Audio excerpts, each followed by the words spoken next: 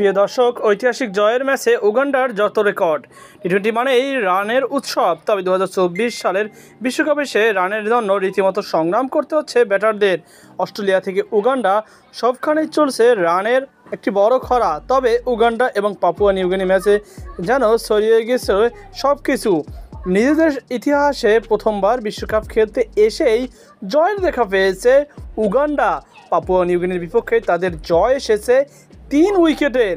এমন ম্যাচে বোলাররাই শিরোনাম হবেন, এটাই প্রত্যাশিত।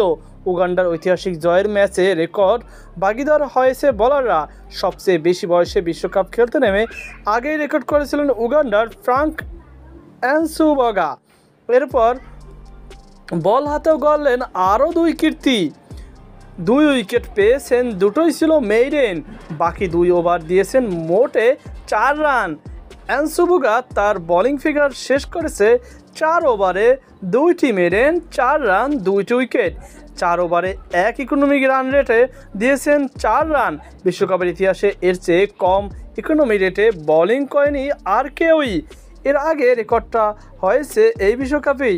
শ্রীলঙ্কার বিপক্ষে দক্ষিণ আফ্রিকার এনরিক নরকিয়া খরচ করেছিলেন মোটে 7 রান। সবচেয়ে কাকতালীয় ব্যাপার, 2 বারই প্রতিপক্ষ শিবির অল আউট হয়েছে 77 রানে। ফ্রাঙ্ক অ্যানসুবাগা জুলিতে অবশ্য যুক্ত হয়েছে আরও 2টি রেকর্ড। টি-20 বিশ্বকাপের কোনো এক ম্যাচে সবচেয়ে বেশি ডট বল দেওয়ার ক্ষেত্রেও রেকর্ড গড়েছেন তিনি। আজকের স্পেলে মোট 20 বল ডট দিয়েছেন তিনি। তবে এই তালিকায় অ্যানসুবাগা একা নন।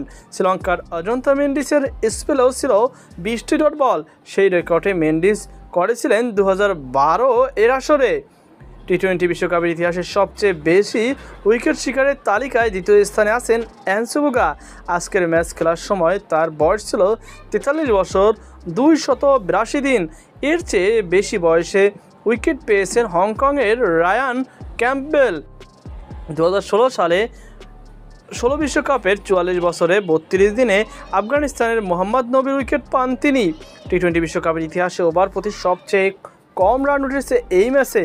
আজকের ম্যাচে ওভার প্রতি রান উঠেছে 4.13। এর আগে ওভার প্রতি সর্বনিম্ন রান ছিল শ্রীলঙ্কা বনাম দক্ষিণ আফ্রিকার ম্যাচে, সেটি হয়েছিল এবারের বিশ্বকাপে।